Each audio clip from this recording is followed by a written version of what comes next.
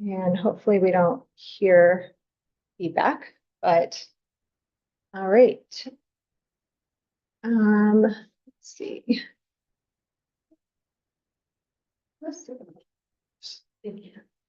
How do I go? It's nope. Okay, view. No. Ah, I'm trying to make it bigger. I'm trying to just, yeah, present it or The actual bottom, like where the magnifying is, um on the bottom. I'm right over here somewhere. Yeah, Sorry, I'm like there's like a little icon. Yes. this guy. Slideshow. Yeah. Cool. Thank you. Awesome. Okay, it's weird to have this up, but welcome. This is the first of the four-part wellness workshop series. The four workshops are going to be mood, thought, stress, and sleep wellness. Um, and they are meant to teach some strategies for managing just a range of emotions, stress, dealing with worry and other difficult thoughts, and to improve sleep too. So these are drop-in workshops with no advanced sign-up required. There's no commitment to attend them, and they're just here to kind of disperse this information to any students or folks on campus who may be interested. I'm Alex. I'm one of the doctoral interns here, and I'll be talking about mood today, and more specifically, how to deal with the emotions that influence how we're feeling, how we interact with people, how we interact with the world, and kind of what decisions and actions we take. This workshop is for education and just aimed at helping us be more equipped with what arises on a day-to-day basis. So it's not counseling. If anybody here or online is interested in counseling, they can call CAPS and schedule an intake appointment. There's no obligation to participate or speak up in this workshop, but the option is there if you feel like it. And yeah, for an icebreaker, we can share our favorite day of the week. I can go first. I like Thursday because it's like almost Friday and it kind of signals that I'm winding down the week and have the weekend to look forward to. So, if anyone wants to share. For me, it's also Thursday, because it's like all my week for like school and work is set up, and it's like I only like work and go to school from Monday to Wednesday, so Thursday is kind of like my Friday. Oh, Yeah. awesome. Yeah, sure. There be? Mine's probably Friday, just because I have my schedule set up in a way that like, that's my last day for work. And then that's when my weekend truly starts, is whenever I clock out on Friday. Nice. Yeah. Cool. Mine would probably be Thursday because, or at least this semester, Mhm. I have my schedule set up to where my Thursday is my Friday. Yeah. So it's my last day of work.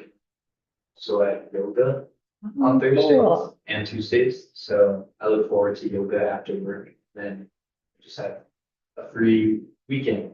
Awesome. Yeah, I'm glad to hear that there's some schedules here that are allowing you all 3-day weekends. Um, or yeah, just getting like to relax on Friday in general.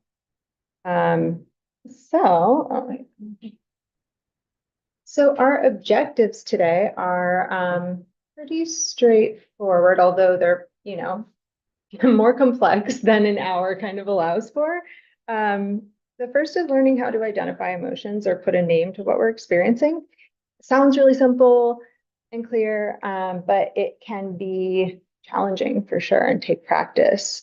All these things are kind of things that could be explored in greater depth in the future, other workshops, other presentations. The second objective would be learning how to understand and accept difficult emotional experiences. Again, sounds simple, but takes a lot of practice, can take a lot of time, especially the experiences that are not as pleasant to have, or the ones that we kind of have the urge to not deal with or push away. And the third objective is to increase our skills. Oh, this. Increase our skills to manage painful emotions and to increase positive emotions, hopefully.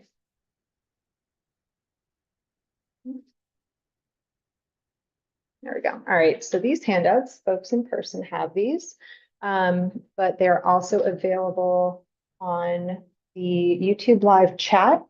There's some links in there to these PDFs. And for the future, for folks who are here and want to scan them on their device, they can do that as well.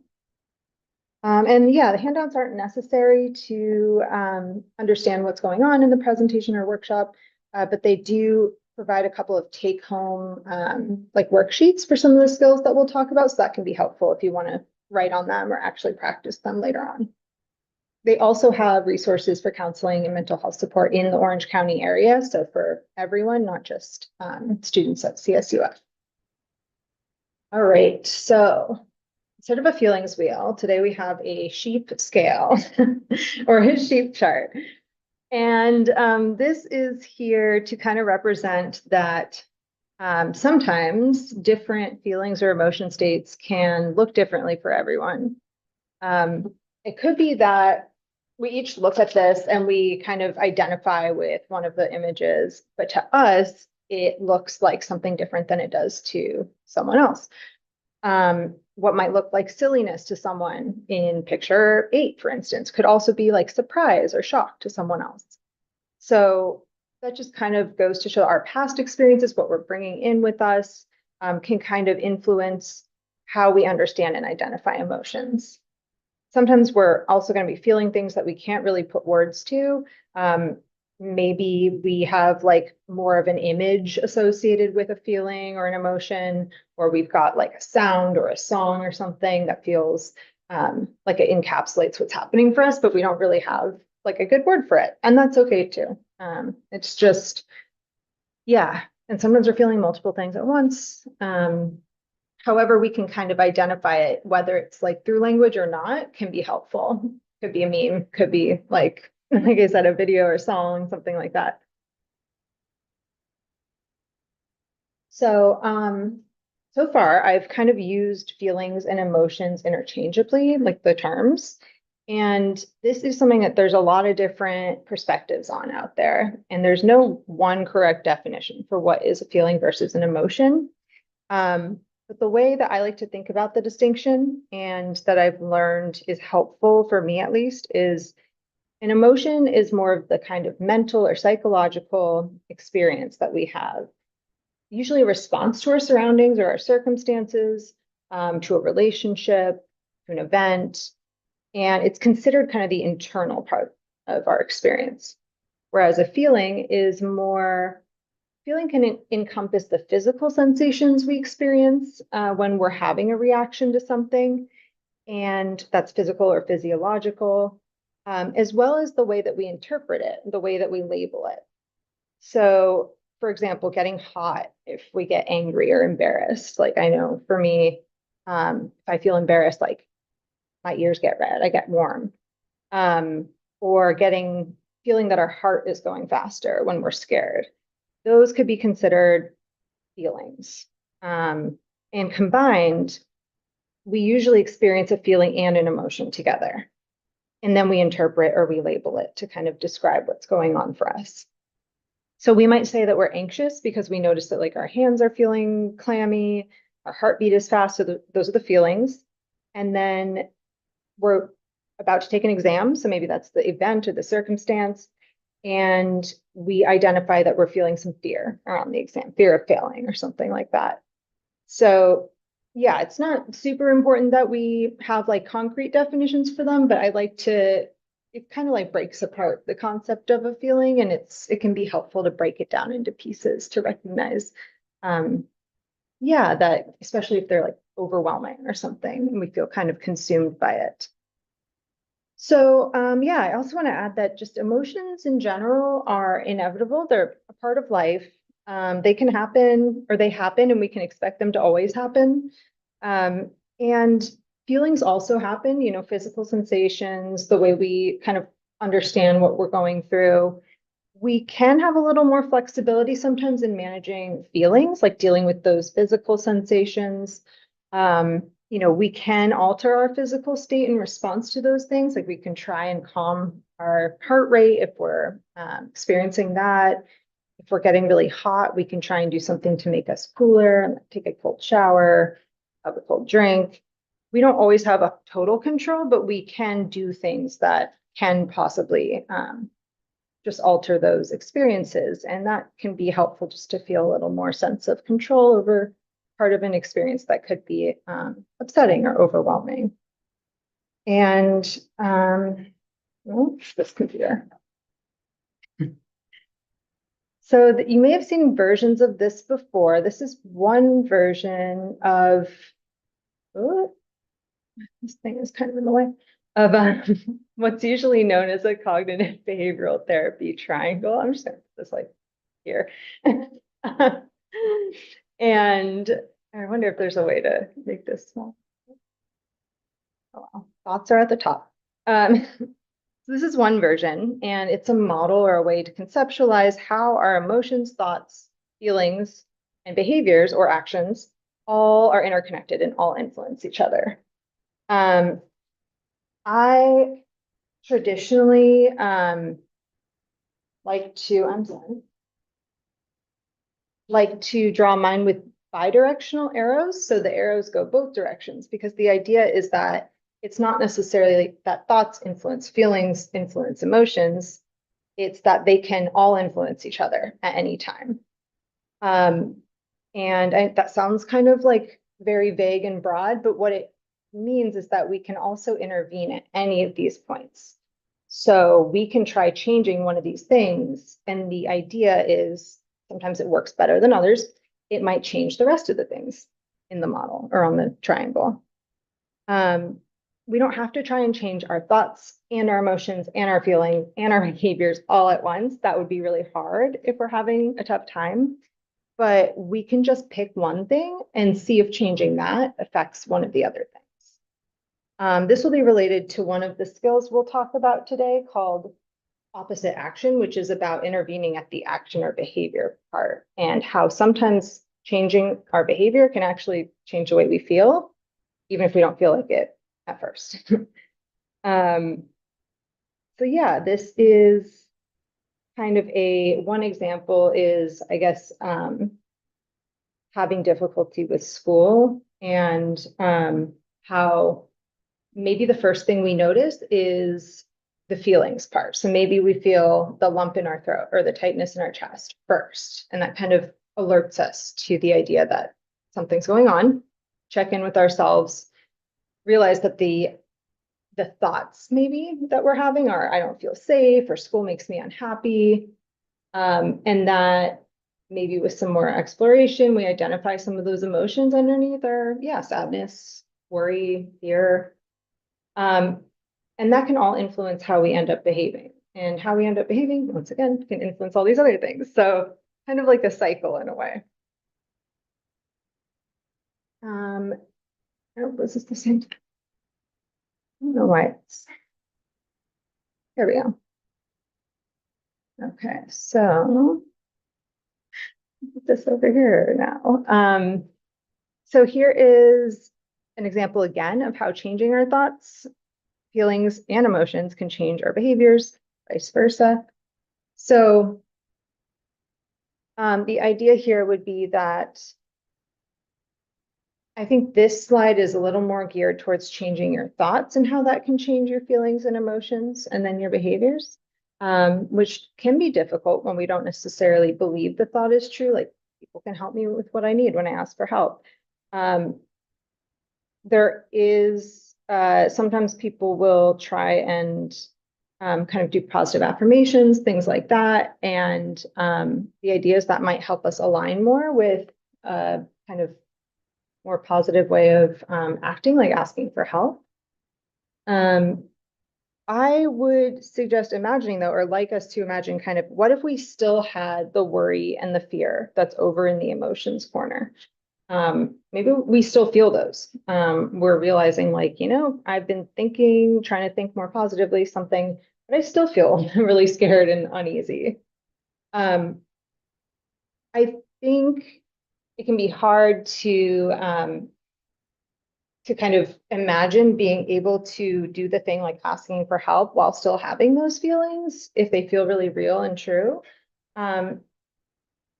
But sometimes having doing things that more aligned with our values in spite of our difficult emotions or with our difficult emotions can actually have an outcome that might change our feelings and emotional experience altogether.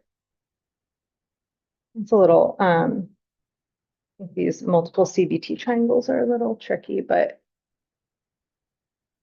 here's an example of how I think in this case, the example is choosing this behavior in response to these feelings. So maybe we notice first like tightness in our chest, sweaty palms.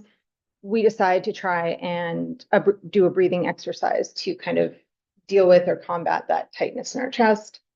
Doing the breathing exercise leads to a little more calm in general, which then might change our feelings to reflect that calmness. So, or sorry, it might change our thoughts. So our thoughts would be like, I can take care of my feelings, or, thinking a little more in our, call it like rational brain or something rather than the emotion brain. Yeah, not necessarily rational, but not as consumed by the emotion, not so overwhelmed. So this again. So this, I know it's a simple little slide and little acronym.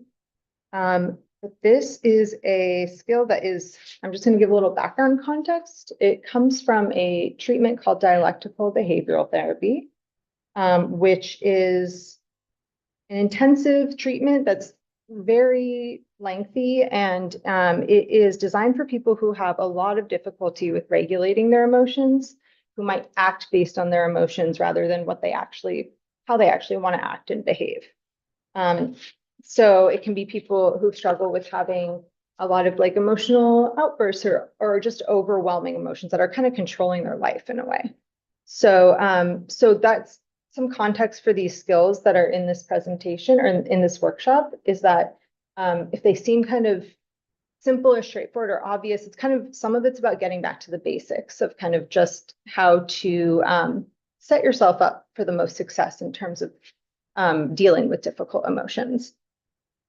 So this please skill is from a section of the therapy that is meant to help people try to get some baseline just stability so that they're in the best possible place to handle difficult emotions.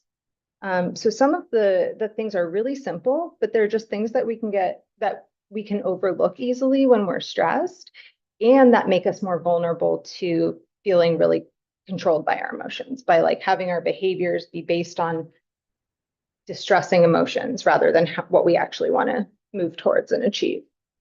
So with P and L, which is put together, I guess it's the illness, the L in illness, or the L in physical. Who knows? It's about if there are things going on with us physically that we have been maybe neglecting or ignoring because we haven't had time or we haven't like wanted to deal with it. It's just about if we can, or as much as we can, making sure that we're getting support with those. So I know sometimes people try and push through like illnesses or, colds or things like that. And it's just a reminder that we're not going to be our most resilient. We're not going to have all our resources available to us to cope with the stuff that comes up if we're not feeling supported in our health as much as is possible. And that goes for also like making sure that we're, if there's any prescribed medication, taking it regularly, getting those checkups that, everyone, it can be hard to get around to, that are easy to avoid or procrastinate. Just making sure things are kind of as balanced as possible, that nothing new or serious has come up. And E is eat healthy, but I'm going to say that we don't have to necessarily be perfect about this. Healthy doesn't, I mean, ideally everyone could eat balanced, nutritious meals and have enough to eat and everything. But sometimes this could just look like making sure we're not skipping meals. And if it's like fast food or it's not the healthiest thing, getting some energy and fuel in our body is going to be better than not getting anything. Or yeah, so I don't necessarily want perfect to be the enemy of good here, in that eating healthy can look different for everyone. And I think as long as we are fueling ourselves enough and we're doing what we can and we're not overly hungry and not overly stressing our body, we're going to be at least one step closer to having a little more control and regulation over our emotions. I think a good example of this would be like feeling hangry. So as we all probably know, when we skip meals and like that irritability and anger can get really intense. And sometimes I know for me, I will forget that it's probably because I'm hungry. Like I will get caught up in the thing that I'm irritable about. And then it takes a minute, like, oh yeah, I have a body and it's telling me that I'm hungry. So I think when we're in over our heads with that stuff, it can be important to just be like, okay, how's my body doing? Am I tired? Am I hungry? Is there something going on? So yeah, and then it says avoid mood altering drugs, but I'm going to include or emphasize alcohol, which isn't mentioned on the slide, but just because alcohol is a depressant and it will end up depressing our mood, especially after drinking alcohol. So I think that's a big one. If folks are dealing with like sadness, fear, feeling lonely, especially those sort of depressive moods and feelings, alcohol in particular is probably a big one that we want to check in about and just be like, is there a way to cut back a little or cut out? But again, sometimes small steps are better than no step. And also caffeine can be one of these, especially if there's anxiety that we're struggling with. That's a big one to check in about too, because that's one that's easily kind of forgotten about because it's so normal. Sleep, again, sleep is hard. It's hard to get perfect amount of sleep all the time. And so I think just getting the sleep that we can is important. And when we do have those opportunities to go to bed earlier or practice our sleep hygiene, it's great to take advantage of those so that we're more, well rested, means that we can kind of, I think, have a little more perspective on what emotional difficulties we're going through. And the exercise, once again, it helps us in a lot of ways. There's releasing endorphins. There's also just helping our body systems like move and process things. Literally, sometimes processing emotions is something that can happen through movement and exercise. And that can mean like anything that we do to move our bodies. So it doesn't have to be like super intense workout every day, but just walking around the block, doing some push-ups, dancing for a song or something. It's not about perfection, just what we can accomplish here and check in about. So yeah, if we're noticing that we've been struggling with handling our emotions and feelings, especially if it's been ongoing for a little while, it might be a good just reminder to check in with each of these, see if something has changed recently that we kind of like forgot about. All right, so yeah, it just makes us less vulnerable to the influence of our emotions. It's not necessarily about getting rid of negative emotions, but just how can we be like the least vulnerable to their kind of control. All right. Oh, why is this?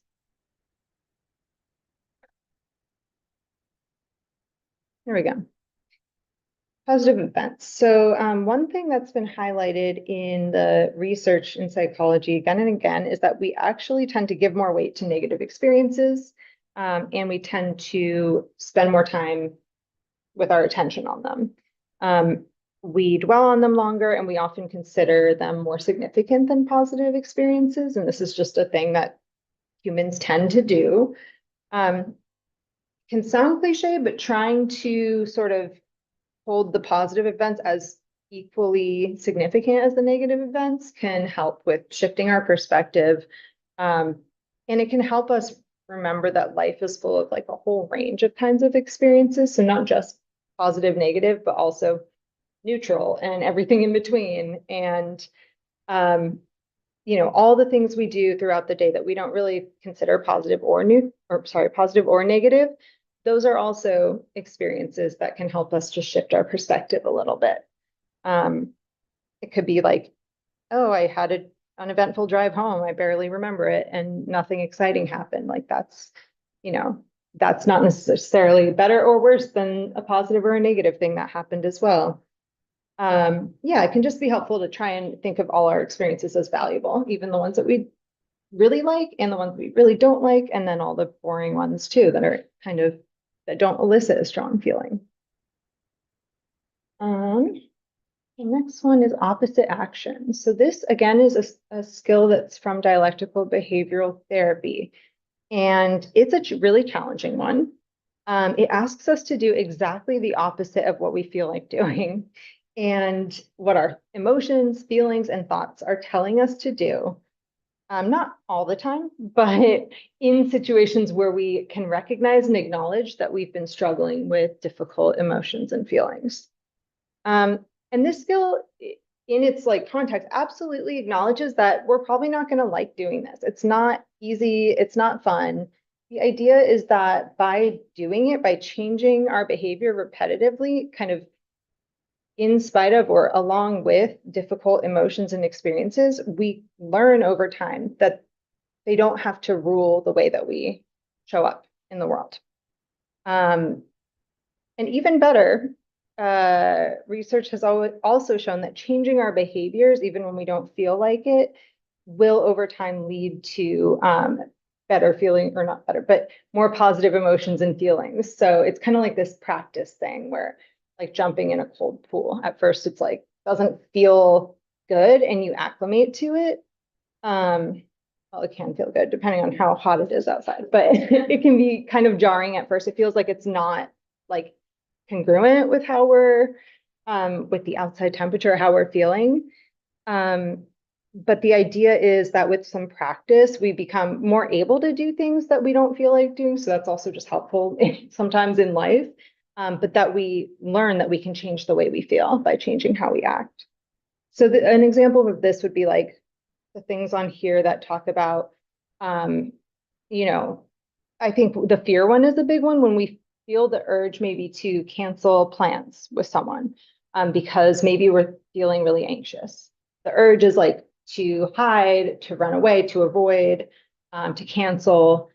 The opposite action for that would be to do it anyway and to go all in, meaning just commit and follow through. So it can really feel, and this isn't about doing this for every situation in our lives, especially if there's an issue of safety or intuition there that's really telling you no, but it's more like when we recognize my anxiety is kind of controlling me right now, or my the fear I'm feeling is like really preventing me from doing the things that I said I would do or that I wanted to do. That's when opposite action can be helpful. And if we do this and we come back and we say, okay, I still feel anxious, that didn't change anything. That's normal. That's okay. Again, it's about practicing and showing ourselves that we can still do things even with anxiety or even with a difficult feeling. And over time, it very well might change the way we feel as well. So yeah, I really suggest trying this with a lot of compassion for ourselves and patience, and understanding that it's not supposed to like change things right away. It's kind of a like building a muscle. So yeah, but it's a really powerful one. I think that's really good for just showing ourselves what we're capable of too. It also, yeah, it requires also, like I was saying, self-compassion. So acknowledging and validating our own suffering or like our own feelings of really like feel driven to do this right now, to pick a fight with someone because I'm really angry. So if we don't recognize or validate those things, we can't really know how to act opposite to it. So first, it takes a little bit of mindful awareness of like what's coming up, saying like, okay, that's valid. I feel that way. And I'm going to decide to do something different than what it's telling me to do. All right. Also, are there any questions so far? I just want to check in because I realize I'm just talking through this, but. Oh, useful, yeah. Okay, cool. Yeah, feel free to stop me anytime. Comments, questions, whatever, clarification. This next skill is called checking the facts. And this slide seems like it's a little more geared towards thoughts. We sometimes derive our thoughts from our feelings or our emotions. And so I think it can be seen as a little bit of both. Sometimes we sort of, our perception of what's going on can be based on the way that we're feeling. And so we can ask ourselves, you know, is this the way I'm feeling? Is this kind of objective truth about the world around me right now? Is this my truth right now? And like our truths, our experiences that are subjective are also completely real and valid. And we might be feeling something that's about a past event, or it's about a future event, or something that hasn't happened, but we're, you know, worrying, we're upset.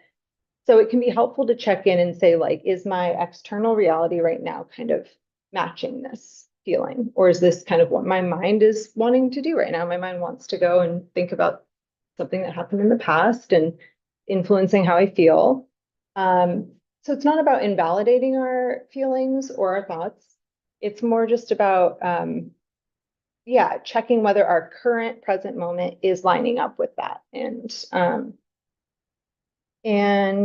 yeah, and also like how we're seeing things and other people. So it's kind of a reminder to, if we can, put a little bit of distance or acknowledge that there can be a little distance between us and our thoughts and our feelings. This is another helpful little DBT skill. It's called stop, and the first step is stop, which I think is funny because it's like, oh, that's the name of the skill and it's the first step. But anyway, it's a good reminder to take a break, to take a pause when we notice that we're having a strong feeling or emotion. So the first step would be to literally stop what we're doing. It might be like excusing ourselves for a minute, or even just if we're able to, you know, be where we are and just like have a moment where we just stop what we're doing and check in. Taking a deep breath can always be helpful, and it gives us that little bit of time too, just to reflect and kind of put our attention inward.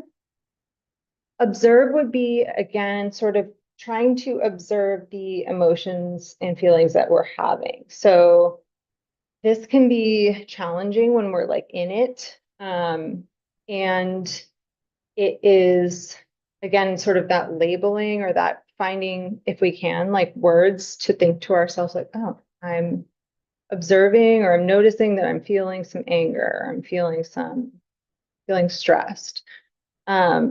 Even just naming it and acknowledging it like that can put that distance, a little bit of distance between us and the feeling. Notice that it's a temporary state. We're experiencing it now, but it's, yeah, it will move on. It will pass. Pullback perspective, I think, is, again, sort of reminding ourselves of the temporary nature of emotions and feelings. And practice what works is about doing what's accessible and what you're able to do in the moment. So you don't have to do a big, drastic coping skill if that's not something that you feel like doing or that you can do in the moment. And maybe it's something that you haven't practiced that much and you don't know if it will even be helpful. So practicing what works is like, what are the things that have helped us in the past that we have access to now? And again, it can be really small. It can be like putting on a song that we like, you know, if we're riding the bus or like in the car or something, something that we know is, yeah, has been even a small amount of helpful for us. Like it could be drinking water, like it can be very, very basic. And yeah, and it's like something that's easy to access too, so you don't have to do anything really big or dramatic.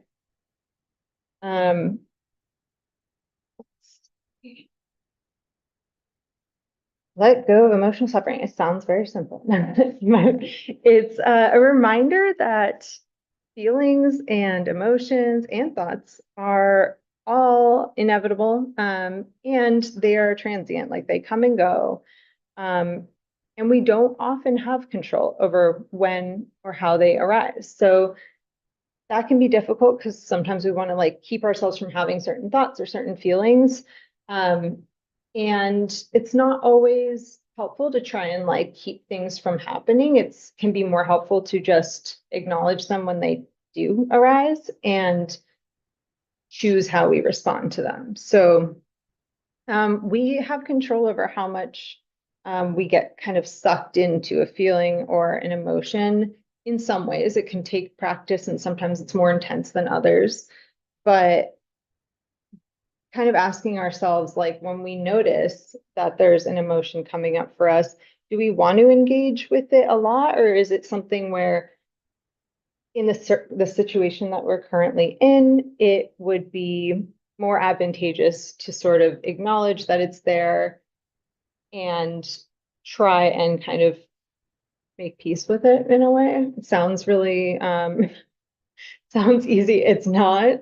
But it is again something that we can a little bit have a little bit of control over that we can practice is how to respond to that emotional wave.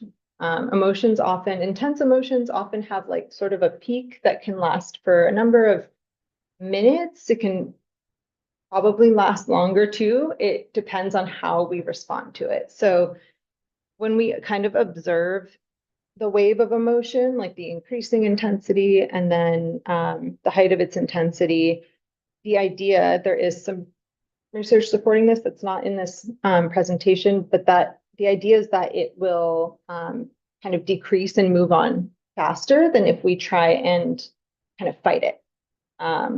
That's push it out of our mind, like ignore it, avoid it. And so sort of surfing that wave in a way is usually going to help. The lights, okay. It's usually going to help the emotion sort of digest and process faster anyway. And it's really good practice for not getting swept up in trying to control or whether or not it happens. And that can be something that is really good to practice with like any mindfulness meditation. So just observing what's going on for us internally, even if we just sit there for 10 minutes and think, I'm really, I'm feeling really annoyed, or I'm really frustrated, or I'm really sad. Even that in itself is really good practice of letting go of suffering. I know some different types of therapy and theoretical models believe that suffering is kind of caused by our reaction to our emotions, and that pain is real and pain and suffering are very valid.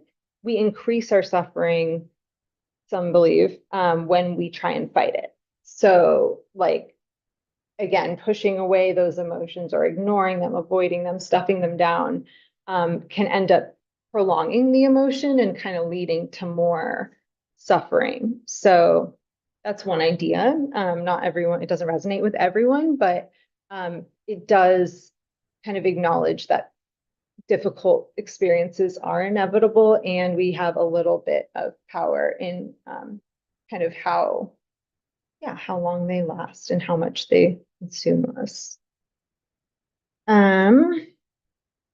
Yeah, and this can be, I know this bottom part of the slide is difficult to see, but there we go. A really helpful thing to practice noticing and creating distance between us and our feelings or emotions is literally just thinking to ourselves when we notice. Sometimes we have emotions and feelings and we don't even we're not conscious that that's what's going on. We're kind of just, like in it, immersed in it. If we notice that it's going on, it can be really helpful to just think or say or write, journal or something. I'm having the feeling of whatever it is, shame or something, or I am feeling shame.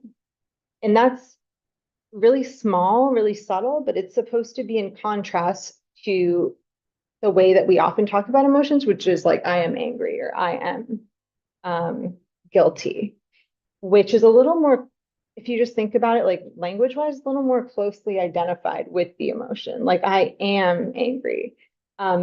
This is a way of sort of reminding our brains too that we are just experiencing emotions and thoughts too. We are not the thoughts and the emotions.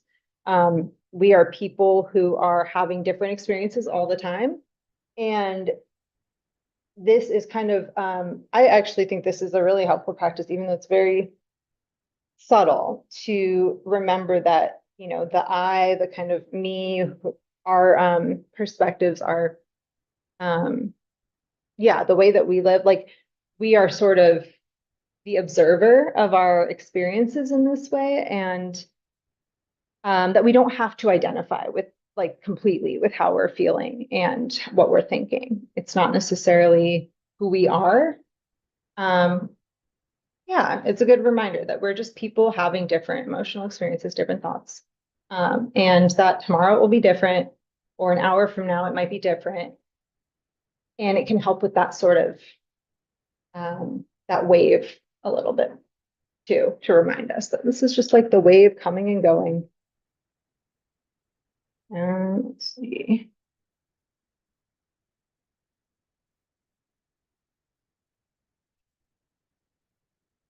Okay. All right. So, and that is what that skill described was a form of mindfulness, which is again, just, you know, I know mindfulness is used a lot and sometimes has different meanings and different interpretations, but a lot of folks believe that mindfulness is kind of just observing. So it's just observing what's going on with us internally. And like I've said before, good or bad, positive, negative, just observing them all with sort of equal attention and giving them all equal weight. And this is a little video that hopefully the sound will work. There we go.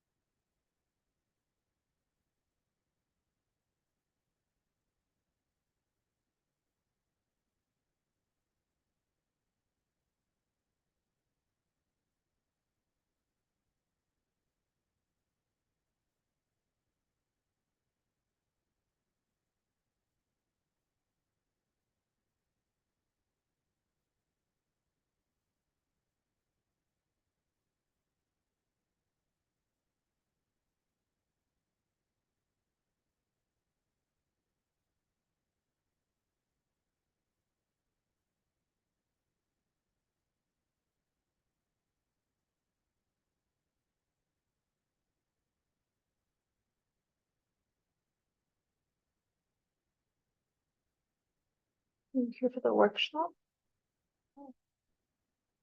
We're almost finished, but there's one at noon.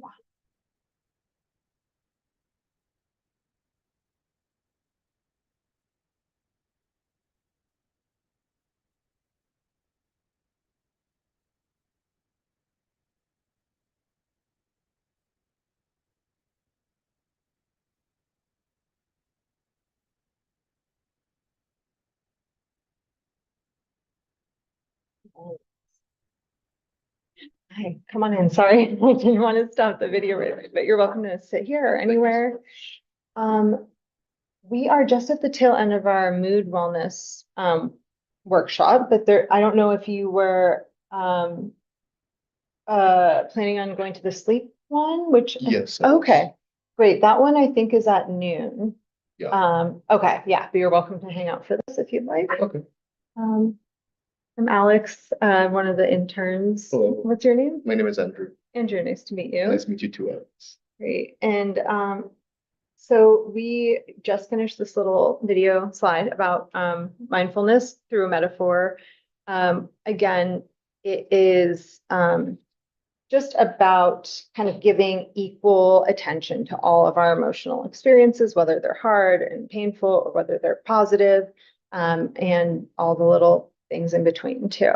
So it's kind of about the ones that we choose to focus on more end up oftentimes, or the ones we choose to resist or kind of fight more can oftentimes become bigger and more powerful. And yeah, we were discussing a little bit of mindfulness related stuff. And this is just some resources that I'm sure everyone here is familiar with, but for our folks, if anyone is watching on the YouTube stream or who needs a reminder too, U at Fullerton has a bunch of awesome resources and articles that are all vetted by academics. And so in terms of mental health information, it's all been like reviewed, and so we know that everything there is going to be like good, solid information, which is just really nice to know, I think. So I know there's just so much out there and it can be difficult to sift through it all and figure out whether something is kind of credible or more questionable. And it also has, I love that it's got student written articles and pieces as well. So a lot of good experience, or a lot of good perspectives, and that can be helpful with finding people who are going through similar experiences, or just kind of seeing an experience that you share written out can be nice. And an example of a wellness activity there would be I've heard this referred to as box breathing, or I think mostly box breathing, but this is where we breathe in for 4 or more seconds and we hold for 4 seconds or so. And it can just be counts. It doesn't have to be like actual seconds. Breathing out the same amount and holding again. And the exhale especially is really what does the trick with these breathing exercises. It slows our heart rate. It can decrease blood pressure. And again, it sort of gets us into a more regulated state as well. I know when we're activated, it can be easy to hyperventilate or breathe quickly. And oftentimes we're inhaling quickly, but we're kind of forgetting about that exhale. So that's why this can be really helpful, especially the hold as well. The hold forces us to slow down a little bit. And again, this is okay if it's not possible to do 4 for each thing at first. It's like whatever you can do is good, and kind of working up to this too. A little goal. And again, another way to find support, the compass.fullerton.edu, which is great for, I believe, like, and you all probably know better than I do, but a lot of basic needs kind of stuff as well, resources and things. Okay. Yeah. Yes. Cool. Okay. So on campus, off campus, both. Both. That's really awesome. I love that. Yeah. So this goes back to kind of that please skill, and how if we don't have a lot of our basic needs met, it's gonna be really hard to regulate and manage difficult emotions and not get swept up in them. So this could be a really good first step for folks who are wanting to kind of practice different skills for coping with challenging feelings, and are maybe prevented from doing so because there's basic needs not being met. And so definitely I would recommend starting here for anyone who has some concerns about, or is in need of help and resources on campus and off campus. Let's see. And with all of this that we reviewed today, I think the most important thing is self-compassion. This is about being really kind to ourselves, especially when we're having a difficult time, and especially if our difficult feelings and emotions are leading us to act in ways that like we're not a huge fan of, or maybe we ended up kind of giving into a difficult feeling and or snapping at someone or something.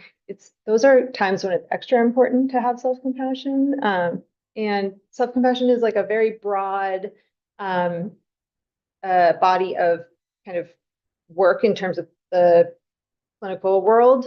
So selfcompassion.org on this slide is a really great resource. There's some guided audio meditation type things or audio tracks.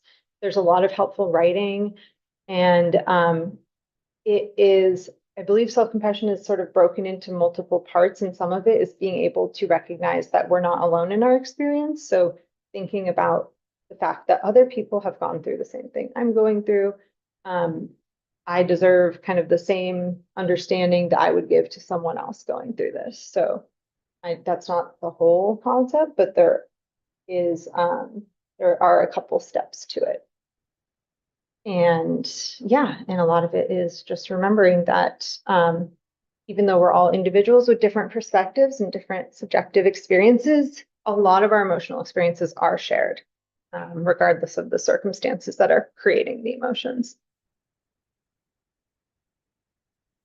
And these are just some little resources based on self-compassion and Kristin Neff's work. So bless you. Self-compassion scale, I believe, is a easy kind of self-screener just to check in with where you are in terms of feeling that compassion towards yourself.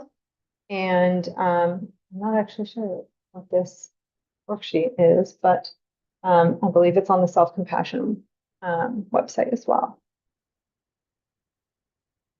Oh, I know. It's positive affirmations that are kind of suggestions or examples of things. If it's hard to come up with them. And again, positive affirmations is kind of related to trying to change our thoughts in order to change the way that we feel.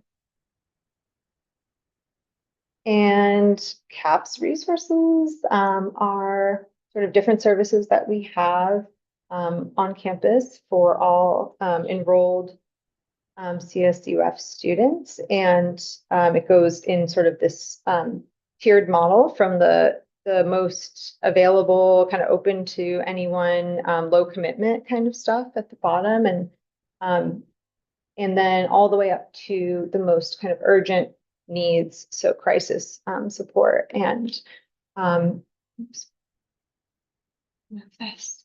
Yeah. And everything in between. So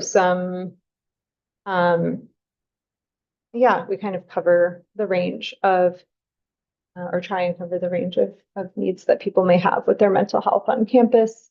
And this is kind of a good visual for people to get a sense of where they might be and what might be available to them based on that.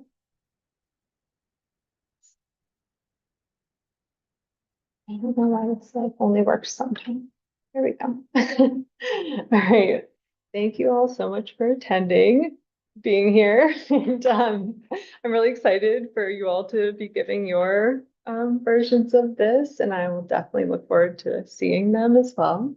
There are QR codes or a QR code that I'm currently blocking on the screen, as well as a link here, which I will put in the chat on YouTube Live. And hopefully this was helpful in some ways with regards to those goals. And yeah, thank you, everyone. I guess I don't know how I end this.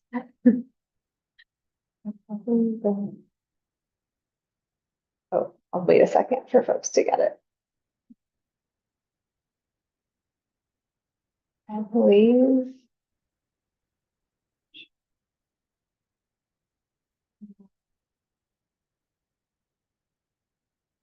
Never done this before.